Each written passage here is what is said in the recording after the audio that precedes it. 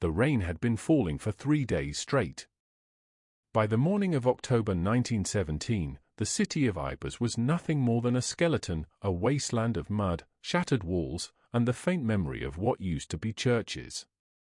Private Thomas Keating trudged through the mire, his boots sucking at the earth like the trenches themselves were alive and hungry. His uniform was stiff with grime. His fingers, cracked and cold, gripped the strap of his rifle like it was the only thing tethering him to sanity. Somewhere beyond the haze, artillery thundered. The sound rolled like a storm trap beneath the earth. But Ypres had long stopped flinching. The dead didn't mind the noise. Thomas and his unit, what was left of them, had been ordered to hold the ruins of St. Eloise Chapel, a pile of broken stone that once had bells. They hadn't rung in months, not since the tower came down. Yet sometimes, at night, the men swore they heard them still, faint, ghostly chimes echoing through the fog. "Bloody ghosts, that's what it is," muttered Corporal Finch, spitting into the mud as they reached the courtyard. "Whole cities haunted. You ask me, the dead outnumber us 5-1. Thomas didn't answer. He was listening. Somewhere, just beyond the sound of rain, he did hear it, faint, metallic, like a bell trembling far away. "Finch," he said quietly, "you hear that?" Finch stopped, frowning. "Hear what?" "The bell." The corporal looked around. "Ain't no bell left standing in Ypres, lad." But Thomas was sure. It came again, softer this time, carried by the wind, one clear note that seemed to rise from the ruins themselves. "Must be the shells," Finch said finally, shaking his head. "Playing tricks on your ears." Maybe he was right. But that night, when they made camp in the wreck of the chapel, Thomas couldn't sleep. He lay staring up at the hole in the roof, where the rain dripped through onto his coat. And then, faint but unmistakable, the bell tolled again. Once. Twice. 3 times. Each note lingered in the air long after it should have died. Thomas sat up, his breath clouding in the chill. The sound wasn't distant now. It was close, somewhere beneath the chapel floor. He rose slowly, heart pounding. The others were asleep, Finch snoring, Murphy muttering in his dreams. Thomas took his lamp, the flame barely alive, and stepped toward the altar. The mud there had cracked open from the last bombardment, revealing stone steps leading down into darkness. He hesitated, then descended. The air grew colder with each step. The smell of wet earth and rust filled his lungs. And then, in the flicker of the lamp, he saw it, an old bell, half buried in mud, its bronze surface scarred but intact. It wasn't hanging. It wasn't ringing. Yet as he stared, the metal vibrated, and the faintest sound, like a whisper, reached his ears. A voice. Soft, feminine. "Help them." Thomas froze. His throat tightened. "Who's there?" he whispered. No answer. Only the bell, gleaming faintly in the lamplight, as though it were breathing. He turned, stumbling back up the stairs. When he emerged, dawn was breaking. The city was quiet again, the guns silent for once. But from that morning on, whenever the fog rolled in, the bell would ring. And wherever it rang, someone died, or was saved. The gun started again before sunrise. Thomas was awake long before the shells began to fall, sitting in silence, staring at the cracked altar where the hidden stairway had been. The night's rain had sealed it with fresh mud, as if the earth itself wanted to bury what he'd seen. The bell's whisper still echoed in his head. "Help them." When Finch shook him by the shoulder, Thomas startled like a man pulled from a dream. "Up, Keating! Command wants us on the line again. The Huns are pushing near Menin Road." Thomas blinked, dazed. "Already?" Finch smirked grimly. "They don't wait for breakfast, lad." Within the hour, the platoon moved out through the shattered streets, boots sloshing through ankle-deep muck. Every building was a tomb. Shattered glass crunched underfoot, a toppled statue stared from the mud, its stone face eroded into something that looked almost human. As they neared the front, the air grew heavier, the familiar stench of cordite, decay, and something faintly metallic. The same scent Thomas had smelled in the chapel cellar. He stopped for a moment, catching it again, faint, ringing beneath the roar of artillery. That sound. The bell. He turned his head, scanning the grey fog that veiled the horizon. The others hadn't noticed. Finch barked orders, Murphy cursed about the mud, but Thomas stood still, listening. The tone came again, faint but clear. One note. Then another. 3 in total, same as before. The moment it faded, the world seemed to shift. A shell screamed overhead, landing 20 yards from where they stood. The explosion threw them backward, mud and blood splattering in all directions. When Thomas lifted his head, the men who had been walking ahead of him were gone. Only smoke. Only silence. Finch's voice came hoarse from nearby. "Keating. You alive?" "Yeah." Thomas coughed, spitting dirt. "Murphy?" "Gone," Finch rasped. "He was just—" Thomas looked at the crater where Murphy had been. Nothing remained but scraps of fabric and a half-buried rifle. And beneath the ringing in his ears, the bell. Low, mournful, and terribly close. "Finch," Thomas whispered, his voice trembling. "You hear that?" Finch frowned. "Hear what?" "The bell. It's ringing again." "There's no bell here, lad. You've lost too much sleep." But Thomas wasn't listening. The sound was pulling him east, toward the edge of the crater field, faint but insistent, like a heartbeat under the mud. He began to walk, ignoring Finch's calls. His boots sank deep with every step, but the tone grew stronger. Each note felt alive, vibrating through the ground and into his bones. There, tangled in barbed wire, lay a young German soldier, barely more than a boy. Blood pooled beneath him, his hand reaching weakly toward the horizon. He wasn't dead yet. Thomas dropped to his knees. The bell fell silent. "Don't move," he murmured, pulling out his field kit. The boy's eyes were wide with fear. "ICH Health DIR. I'm helping you." Finch caught up, panting. "Bloody hell, Keating, what are you doing?" "That's the enemy." Thomas didn't answer. He cut the wire, bandaged the wound, and whispered softly, "You'll live." The German's hand trembled, then, for just a moment, he smiled.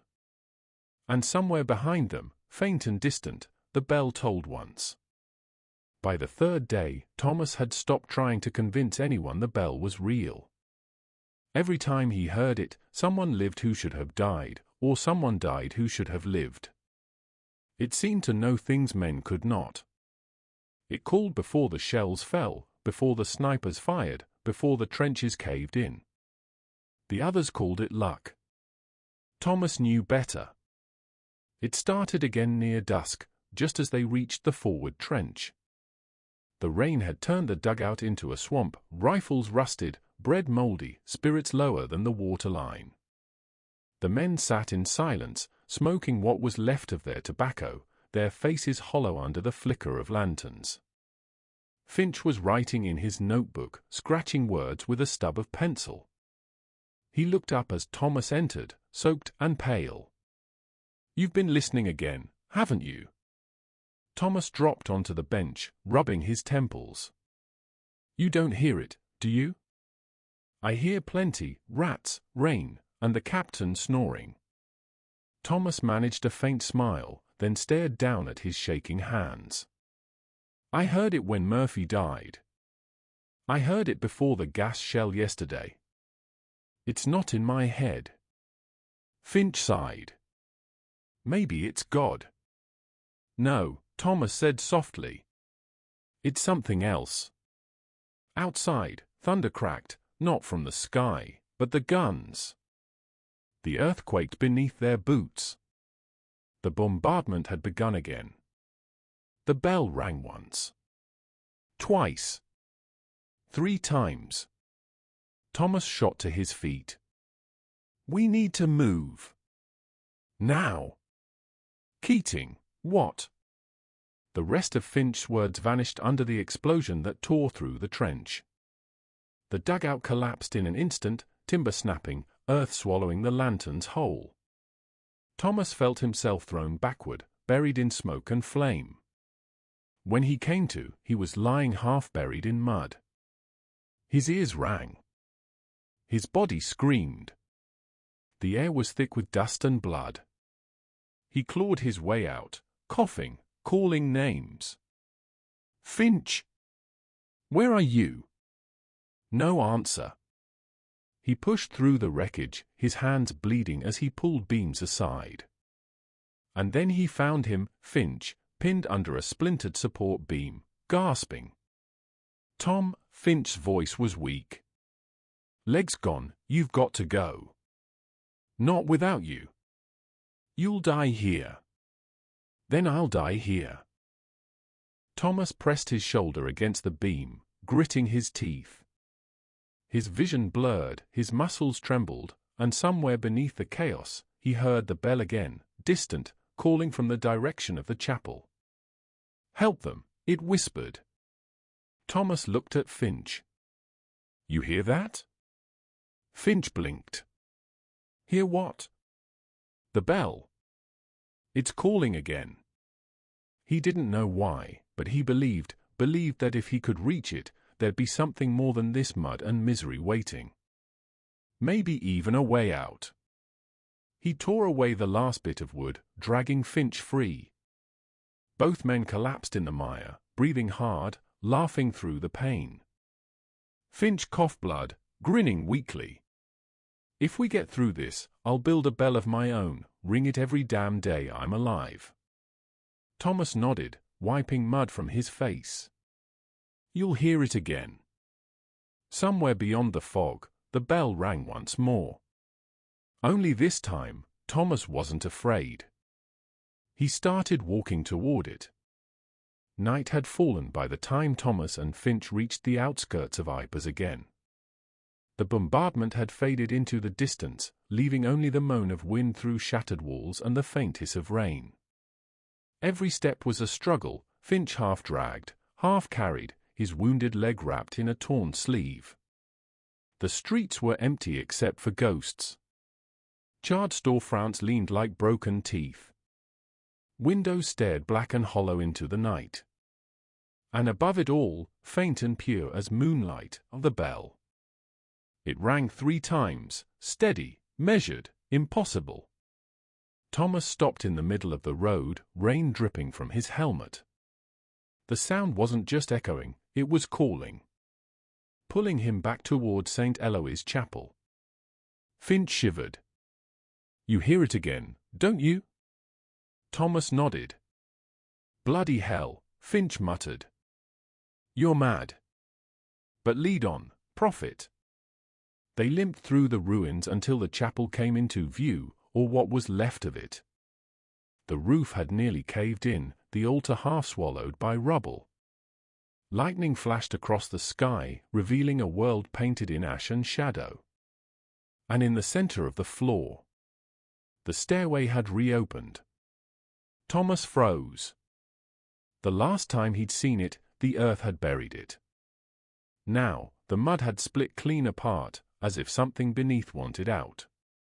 The bell tolled again. Finch swallowed hard. "Tom, maybe we shouldn't." But Thomas was already descending. The steps groaned underfoot. The air was colder this time, almost breathing, whispering against the walls. When his boots reached the bottom, he raised his lantern and saw it. The bell stood exactly where he'd found it days ago, glimmering faintly through the dark. Only now, it wasn't silent. It trembled, alive, humming with a low note that made his bones ache. And beside it, a figure. A woman in a torn nurse's uniform, face pale as the moon, hands clasped over her heart. Her eyes were full of sorrow and light. Thomas dropped the lantern, nearly falling. Who are you?" Her voice was soft, the same whisper he'd heard before. "I was here when the first shells fell. I stayed when the others fled. They buried me with the wounded. But I never left." Thomas's breath caught. "The bell, it's you." She nodded. "It rings for those who stand between death and mercy. For those who still listen." Finch's voice echoed from the stairs. "Tom? What the hell's going on down there?" Thomas barely heard him. He stepped closer. "Why me?" "Because you still see them," she said. "Not enemies. Not ghosts. Just men." The bell shimmered. The air filled with light, faint shapes forming all around her. Faces of soldiers, British, German, Belgian, men Thomas had seen die. They stood in silence, eyes calm, waiting. "What do you want from me?" he whispered. "To remember," she said. "To keep the bells ringing, even when the world forgets what they mean." The light flickered once, then faded. The woman smiled one last time before dissolving into mist. The bell went still. Silence. Finch stumbled down the stairs, his face pale. "Tom? What in God's name was that?" Thomas didn't answer. He knelt before the bell, pressing his hand against its cold surface. The metal no longer trembled, but he swore he could still feel the heartbeat within. When he finally rose, dawn was breaking outside. The rain had stopped. And as they limped away from the ruins of Ypres, the faintest echo followed them through the mist, a single note, soft and pure, tolling not for the dead, but for the living who remembered.